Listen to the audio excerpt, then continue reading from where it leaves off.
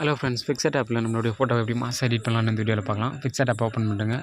Fixed ஆப்பை open பண்ணிட்டு பேக்ரவுண்ட்னு வரும். அந்த பேக்ரவுண்ட் ஆப்ஷனை வந்து கிளிக் பண்ணுங்கள். கிளிக் பண்ணிட்டு இப்போ வந்து ஒயிட் கலர் வந்து மேலே இருக்குது பாருங்கள், அதை சூஸ் பண்ணுங்க. சூஸ் பண்ணிட்டு உங்களுக்கு இப்போ வந்து நெக்ஸ்ட்டு கீழே இந்த மாதிரி வரும். கீழே வந்து ஸ்க்ரோல் பண்ணிட்டே வந்தீங்கன்னா ஆட் ஃபோட்டோன்னு ஒரு ஆப்ஷன் இருக்கும். அந்த ஆட் ஃபோட்டோன்னு இருக்குது பாருங்கள், அதை கிளிக் பண்ணிட்டீங்கன்னா இப்போ உங்களோட இமேஜ்லாம் நிறையா வரும். அதில் நீங்கள் எந்த இமேஜை வந்து எடிட் பண்ண போகிறீங்களோ அந்த இமேஜை வந்து செலக்ட் பண்ணுங்கள்.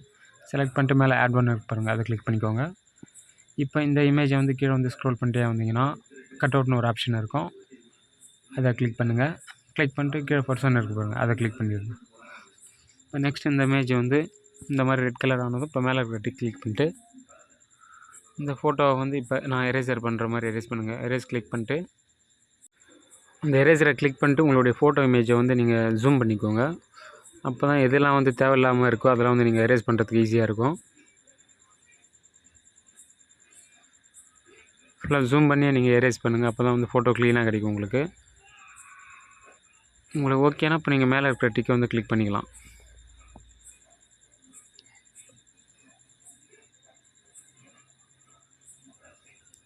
ஓகே, இப்போ நெக்ஸ்ட்டு வந்து நீங்கள் இந்த இமேஜை என்ன பண்ணலான்னா மறுபடியும் எரேசரை வந்து கிளிக் பண்ணுங்கள். கிளிக் பண்ணிட்டு இப்போ அந்த சைஸு, ஒப்பாசிட்டி, ஹார்ட்னஸ்ன்னு இருக்குது பாருங்கள், அதை வந்து நான் செட் பண்ணுற மாதிரி செட் பண்ணுங்கள். நான் செட் பண்ணுற நம்பர்லேயே நீங்களும் வைங்க, அப்போ தான் கரெக்டாக எரேஸ் ஆகும். செட் பண்ணிட்டு இந்த இமேஜ் வந்து கீழே லைட்டாக ஷேடாக வர மாதிரி இந்த மாதிரி எரேஸ் பண்ணுங்கள்.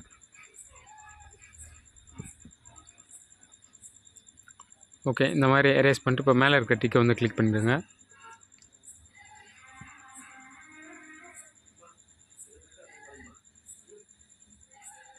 கிளிக் பண்ணிட்டு கீழே ஸ்டிக்கர்னு இருக்குது பாருங்கள் ஒரு ஆப்ஷன், அதை கிளிக் பண்ணிங்கன்னா இந்த மாதிரி சர்ச் பட்டன் வரும். அதில் போய்ட்டு பேக்ரவுண்ட் லைட்டிங் எஃபெக்ட்ஸ்னு அடிங்க. அடிச்சிங்களா, ஃபஸ்ட் இமேஜை வந்து இருக்குது பாருங்கள், அந்த இமேஜை வந்து சூஸ் பண்ணுங்கள். சூஸ் பண்ணிட்டு உங்களுடைய இமேஜுக்கு மேலே வந்து இந்த இமேஜை வந்து செட் பண்ணிட்டு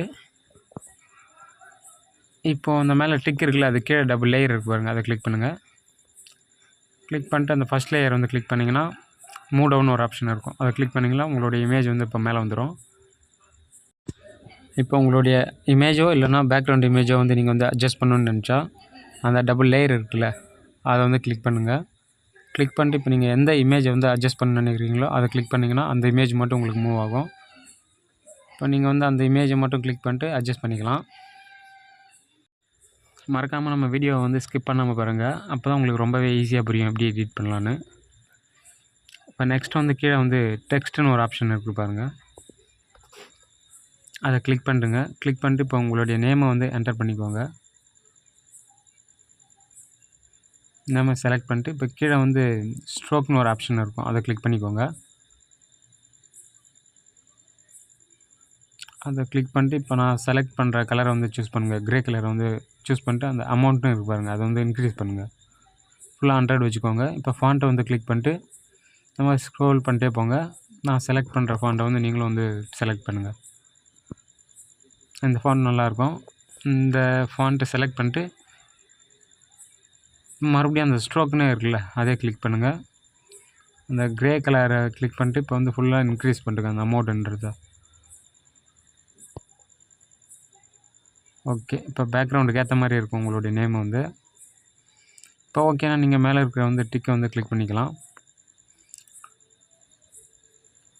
கிளிக் பண்ணிட்டு அந்த பக்கத்துலேயே வந்து மேலே டாப்பில் வந்து அந்த ஏரோ மாதிரி இருக்கு பாருங்கள், அதை கிளிக் பண்ணிங்களா கேலரியில் வந்து உங்கள் இமேஜ் வந்து சேவ் ஆகிடும்.